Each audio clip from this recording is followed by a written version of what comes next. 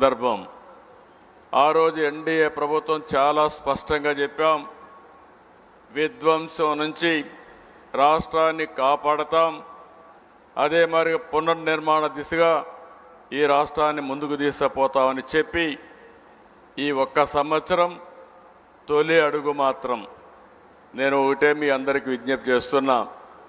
ఏదో అన్నీ చేసేసామని నేను చెప్పడం లేదు, కానీ ఊహించిన దానికంటే ఎక్కువ చేయగలిగాం. ఈరోజు మీరందరూ ఊహిస్తే నేను 4వ సారి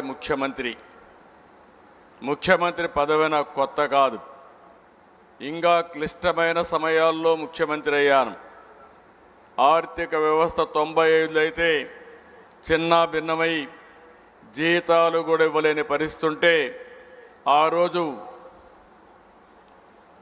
ఆనాటి ప్రభుత్వాన్ని సమర్థవంతంగా నడిపించడమే కాకుండా అన్ని విషయాల్లో మనం ముందుకు తీసుకుపోగలిగాం. 99 నేనే ఉన్నాను కాబట్టి పెద్ద సమస్యలు రాలేదు.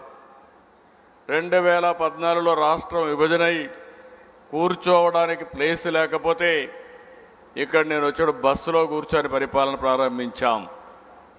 అక్కడి నుంచి నిలదొక్కుకోవడానికి దేశంలో ఎక్కడా జరగని విధంగా 13.5% గ్రోత్ రేట్ CAGR సాధించి రాష్ట్రాన్ని ముందుకు నడిపించాం. 2019 నుంచి అన్నీ మనం చూసాం. కష్టాలన్నీ మనవాడు చెప్పారు, నేను ఆ విషయాలకు పోవడం లేదు. ఎక్కడ మన ప్రయాణం ప్రారంభమైంది, ఏం చేశాం, ఏం చేయబోతున్నామో అవన్నీ కూడా ఒకసారి సమీక్ష చేసుకోవడానికి ఈ కార్యక్రమం పెట్టాం. CAGR సాధించి రాష్ట్రాన్ని ముందుకు నడిపించాం. 2019 నుంచి అన్నీ మనం చూసాం. కష్టాలన్నీ మనవాడు చెప్పారు, నేను ఆ విషయాలకు పోవడం లేదు.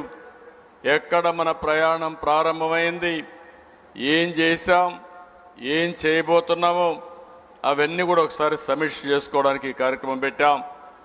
ఈ కార్యక్రమానికి వచ్చిన మిమ్మల్ని అందరినీ మనస్ఫూర్తిగా అభినందిస్తున్నాం. ఇప్పుడే మన నాయకులు చాలామంది చెప్పారు. ఈరోజు డిప్యూటీ సీఎం గారు, జనసేన అధినేత